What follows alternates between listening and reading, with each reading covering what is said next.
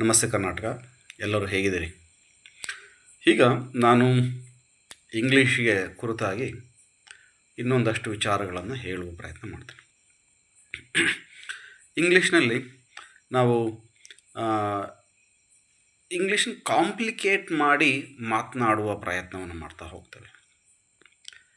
ನಮಗೆ have, had ಇವೆಲ್ಲವನ್ನು ಕೂಡ ಎಲ್ಲಿ ಅಗತ್ಯ ಇದೆಯೋ ಅಥವಾ ಇಲ್ಲವೋ ಅಲ್ಲೆಲ್ಲ ನಾವು ಬಳಸೋದಕ್ಕೆ ಪ್ರಾರಂಭ ಮಾಡ್ತೇವೆ. ನಮಗೆ ಗೊತ್ತಿದೆ ಅಂದ ಮಾತ್ರಕ್ಕೆ ಅದನ್ನು ಬಳಸ್ತೀವಿ ಅನ್ನೋದಲ್ಲ. ಪ್ರಾಯಶಃ ನಾವು ಇಲ್ಲೇ ಬಹಳ ಮುಖ್ಯವಾಗಿ ಮಿಸ್ಟೇಕ್ಸ್ಗಳನ್ನು ಮಾಡ್ತೇವೆ. ಟೆನ್ಸಸ್ಗಳನ್ನು ಮೊದಲಿಗೆ ಕರೆಕ್ಟಾಗಿ ಅರ್ಥ ಮಾಡ್ಕೋಬೇಕು. ಯಾವ ಟೆನ್ಸನ್ನು ಯಾವ ಸಂದರ್ಭದಲ್ಲಿ ಬಳಸ್ತೇವೆ, ಇದು ಈ ಒಂದು ಅಂಶ ನಮಗೆ ಬಹಳ ಮುಖ್ಯವಾಗಿ ನೆನ್ಪಿಟ್ಕೊಂಡಿರ್ಬೇಕು. ಸಿಂಪಲ್ ಪ್ರೆಸೆಂಟ್ ಟೆನ್ಸ್ ಆಗಲಿ, ಪ್ರೆಸೆಂಟ್ ಕಂಟಿನ್ಯೂಯಸ್ ಆಗಲಿ, ಪ್ರೆಸೆಂಟ್ ಪರ್ಫೆಕ್ಟ್ ಆಗಲಿ, ಪ್ರೆಸೆಂಟ್ ಪರ್ಫೆಕ್ಟ್ ಇದನ್ನು ಯಾವ ಸಂದರ್ಭದಲ್ಲಿ ಬಳಸ್ತೇವೆ. ಮತ್ತು ನಾವು ಹೆಚ್ಚಾಗಿ ಬಹಳಷ್ಟು ಬಳಸ್ತಕ್ಕಂಥ ವಾಕ್ಯಗಳು ಸಿಂಪಲ್ ಪ್ರೆಸೆಂಟ್ ಟೆನ್ಸಿಂದ ಬರ್ತದೆ ಅಥವಾ ಸಿಂಪಲ್ ಪಾಸ್ಟ್ ಟೆನ್ಸಿಂದ ಬರುತ್ತೆ. ಈಗ ನಮ್ಮಲ್ಲಿ ಬಹಳ ಸರಳವಾಗಿ ನಾವು ಹೇಳೋದಾದರೆ, he came, he went, he comes, I come, you come, you drink.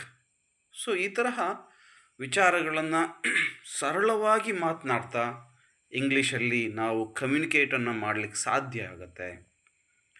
ಹಾಗಾದರೆ ನಾವು ಯಾಕೆ ಅದನ್ನು ಕಾಂಪ್ಲಿಕೇಟ್ ಮಾಡ್ಕೋಬೇಕು? ಇಲ್ಲಿ ಕಾಂಪ್ಲಿಕೇಶನ್ ಅಂತಕ್ಕಂಥದ್ದು ಉಂಟಾಗದೆ ಯಾವಾಗ ಅಂತಂದರೆ, ವೆನ್ ಯು ಆರ್ ನರ್ವಸ್. ಆ ನರ್ವಸ್ನೆಸ್ ಯಾವಾಗ ಹೋಗುತ್ತೆ? When you read. ಪ್ರಾಯಶಃ ನಮ್ಮಲ್ಲಿ ನಾವು ಟೆಕ್ಸ್ಟ್ ಬುಕ್ಸ್ಗಳೇನಿದೆ, ಆ ಟೆಕ್ಸ್ಟ್ ಬುಕ್ಸ್ಗಳಲ್ಲಿ ಬಹಳ ಸರಳವಾಗಿರ್ತಕ್ಕಂತಹ ಇಂಗ್ಲೀಷ್ ಭಾಷೆಯಲ್ಲಿ ಕತೆಗಳನ್ನು ಹೇಳುವ ಪ್ರಯತ್ನವನ್ನು ಮಾಡಿದ್ದಾರೆ. ಪ್ರಾಯಶಃ ನೀವು first year PUC text book ಆಗಿರ್ಬೋದು, second year PUC text book ಆಗಿರ್ಬೋದು, ಆ ಟೆಕ್ಸ್ಟ್ ಬುಕ್ಸ್ಗಳನ್ನು ನೀವು ನೋಡಿದ್ದೇ ಆದರೆ ಒಂದು ಸಿಂಪಲ್ ಪ್ರೆಸೆಂಟ್ ಟೆನ್ಸನ್ನು ಇಟ್ಕೊಂಡು ಹೇಗೆಲ್ಲ ಒಂದು ಇಡೀ ಕಥೆಯನ್ನೇ ಬರಲಿಕ್ಕೆ ಸಾಧ್ಯ ಆಗುತ್ತೆ, ಅಥವಾ ಒಂದು ಸಿಂಪಲ್ ಪಾಸ್ಟ್ ಟೆನ್ಸನ್ನು ಇಟ್ಕೊಂಡು ಯಾವೆಲ್ಲ ರೀತಿಯಲ್ಲಿ ನಾವು ಒಂದು ಕಥೆಯನ್ನು ಹೇಳಲಿಕ್ಕೆ ಸಾಧ್ಯ ಇದೆ.